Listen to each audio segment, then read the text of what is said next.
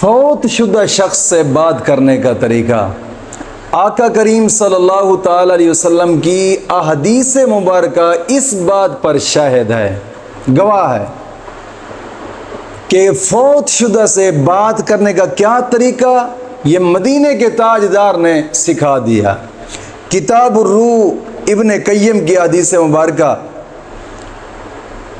کتاب الروح کے اندر ابن قیم نے اس حدیث کو تحریر کیا ہے اور کہتے ہیں کہ اگر قبر والے سنتے نہ، قبر والے جواب نہ دیتے، قبر والے نہ پہچانتے تو پھر حضور یوں نہ فرماتے۔ یہ حدیث مبارکہ آقا کریم صلی اللہ تعالی علیہ وسلم کا فرمان مبارک، اذا مات احدکم۔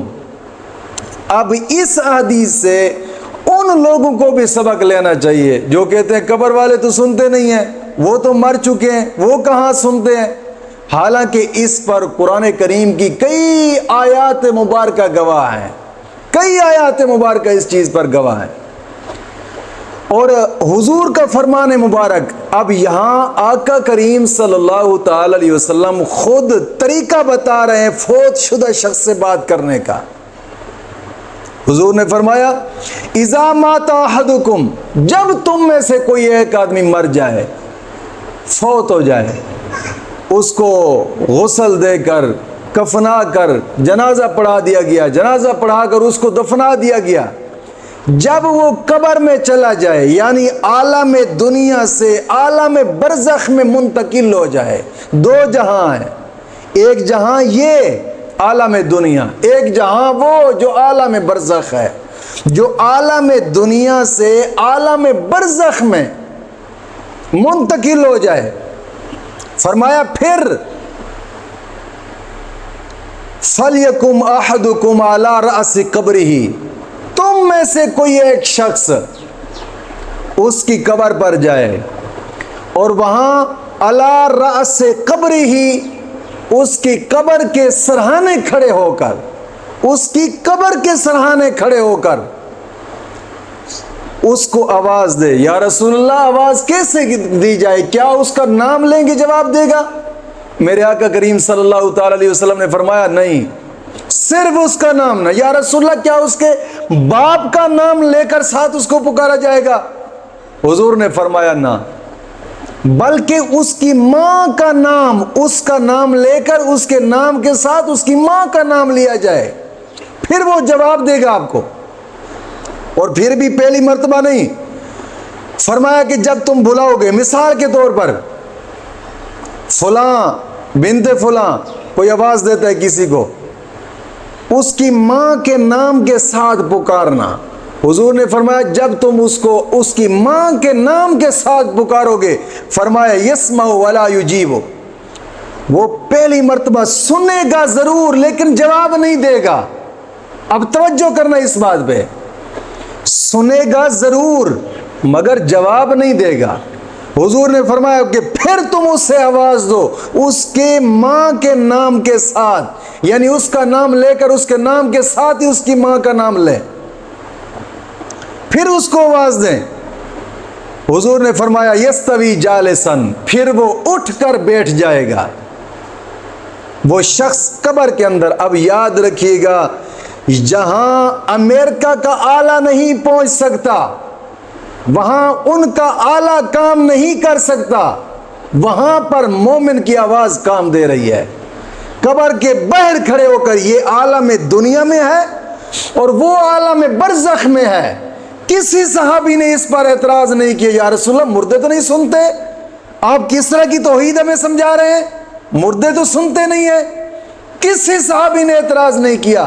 اس کا مطلب یہ ہے کہ حضور کا فرمان تھا، صحابہ جانتے تھے میرے آقا نے جو فرمایا وہ حق کی فرمایا ہے۔ یہ آج کا اپنے آپ کو مسلمان کہلانے والا کہتے قبر والے تو سنتے نہیں، اور حضور خود قبر والے شخص سے بات کرنے کا طریقہ بتا رہے ہیں۔ اگر قبر والا شخص نہیں سن سکتا تھا، بات جواب نہیں دے سکتا تھا، حضور ایسے فرما رہے ہیں۔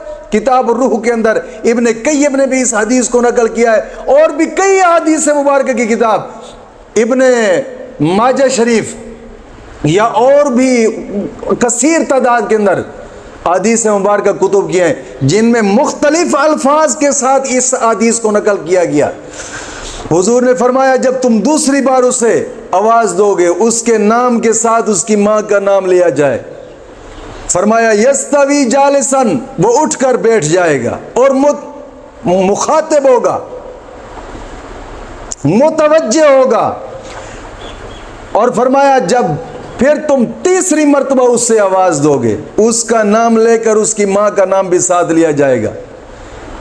جب اس کے تیسری مرتبہ اس کو تم آواز دو گے، حضور نے فرمایا پھر وہ جواب دے گا، تیسری مرتبہ کہے گا ارشدنی رحمک اللہ، میری رہنمائی کرنے والے اللہ تجھ پر رحمت فرمائے، اللہ تجھ پر رحم فرمائے۔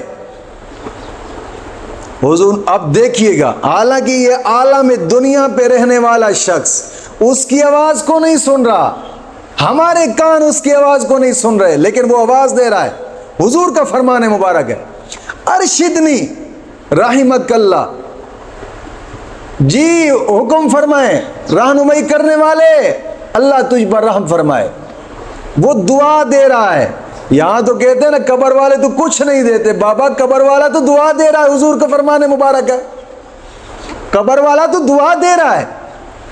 فرمایا وہ کہے گا اللہ تجھ پر رحم فرمائے میری رہنمائی کرنے والے، تو یہ کہے کہ اب یاد کر اس عقیدے کو جو دنیا میں رکھتا تھا۔